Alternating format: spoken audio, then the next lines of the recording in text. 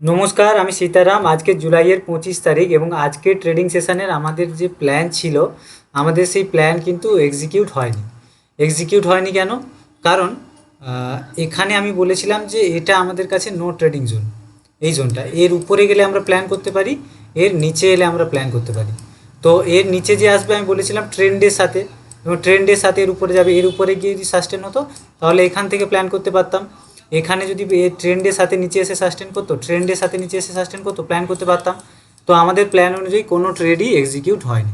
তো নিফটিতে এরকম অনেক দিন থাকবে যেখানে আপনার প্ল্যান এক্সিকিউট হবে না। তো সেটা কোনো ইস্যু নয়, কারণ হচ্ছে মার্কেটে লেস ইজ মোর কেন? কারণ আজকের আমাদের প্ল্যান এক্সিকিউট হয়নি বলে আমরা একটা ভুল ট্রেড না নিয়ে লসের হাত থেকে বেঁচে গেছি।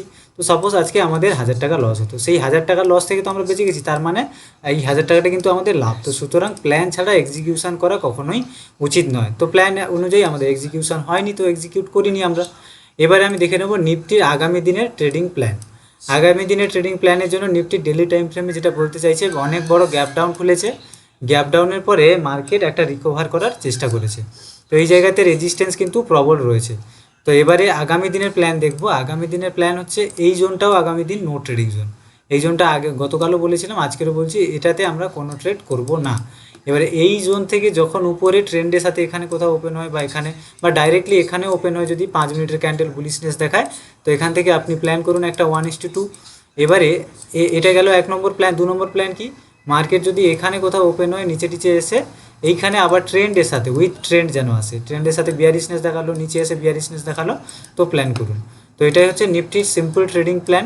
তো উপরের দিকে এখানে হচ্ছে 5 মিনিটের ক্যান্ডেল পেলে এখানের দিকে প্ল্যান করুন, এখানে পেলে এর উপরে প্ল্যান করুন।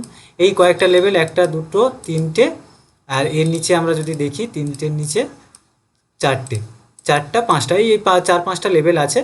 এবং এই লেভেলটা কিন্তু নো ট্রেডিং জোন। এই যে এই লেভেল জোনে কোনো কিছু হলে আমরা কাজ করতে আমি খুব একটা কমফোর্টেবল হব না। এবারে চলে যাই ব্যাঙ্ক নিফটি। ব্যাঙ্ক নিফটি কী বলতে চাইছে?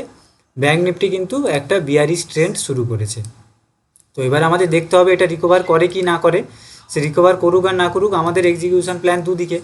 তো এবং এর উপরে এই জায়গাতে স্ট্রং একটা রেজিস্ট্যান্স আছে, মার্কেট গেলেও এই জায়গাতে একটা রেজিস্ট নেবে। তো দেখি ব্যাঙ্ক নিফটির যেসব জোনগুলো, ব্যাঙ্ক নিফটি যদি এই লেভেল, এইটা একটা বড় ক্রুশিয়াল লেভেল। তো এই সব লেভেলে কিন্তু আমরা ট্রেড করব না, বা এখানেও কোনো ট্রেড করব না। এই যে এই পুরো লেভেলটাতে, যেটাতে আমি পুরো দাগ দিয়েছি, এখানে কোনো অপরচুনিটি কিন্তু তৈরি হবে না, কারণ বাইং সেলিং ক্লিয়ার নয় যে বায়ার অ্যাক্টিভ না সেলার অ্যাক্টিভ। তো তাহলে কি করতে হবে আমাদের? যদি উইথ ট্রেন্ড এই জায়গাতে বিয়ারিশনেস দেখায়, তাহলে 1:2 নিচে প্ল্যান করুন একটা স্টপ লস দিয়ে। তো স্টপ লস একটা জিনিস মনে রাখবেন, আপনাকে রিস্ক ম্যানেজমেন্ট করতে হবে, মানি ম্যানেজমেন্ট কিন্তু সবসময় করতে হবে। আপনাকে বুঝতে হবে আপনার মানি ম্যানেজমেন্ট অনুযায়ী আপনার রিস্কটা কত হচ্ছে। তো মানি ম্যানেজমেন্ট অনুযায়ী আপনার যদি পার ডে 1000 টাকা রিস্ক নেওয়ার ক্ষমতা আছে, আপনার সেই দিন ট্রেড করার দরকার নেই। এমনও আসবে মাসে 22টা ট্রেডিং সেশন থাকে, তো 22টার মধ্যে দেখা যাবে আপনার কোনো দিন প্ল্যান এক্সিকিউট হলো না। ওভারঅল 15টা ট্রেডিং সেশনে আপনি ট্রেডিং করতে পারবেন। তো 15টাই আপনার জন্য এনাফ। এবারে কি, এর নিচের দিকে আমি বললাম যে বিয়ারিশনেস হলে নিচে প্ল্যান করুন। এবারে উপরে কখন প্ল্যান করবেন? যখন উইথ ট্রেন্ড গিয়ে এখানে বুলিশনেস দেখাবে, বা এই সব থেকে ভালো হবে উইথ ট্রেন্ড গিয়ে এই সব জায়গাতে বুলিশনেস দেখাবে, তাহলে এই সব জায়গাতে তাহলে আপনার জন্য খুব একটা ভালো অপরচুনিটি, এখানে 1:2 আপনি প্ল্যান করতে পারেন। তো সবসময় এই জিনিসটা মাথায় রাখবেন, রিস্ক রিওয়ার্ড আপনাকে ম্যানেজ করতেই হবে। ধন্যবাদ ভিডিওটা পুরোটা দেখার জন্য। আর আপনারা আমার ডিসক্রিপশানে টেলিগ্রাম চ্যানেলের লিঙ্ক রয়েছে, সেখানে জয়েন করতে পারেন। সেখানে আমি বিভিন্ন ট্রেডের আপডেট দিয়ে থাকি।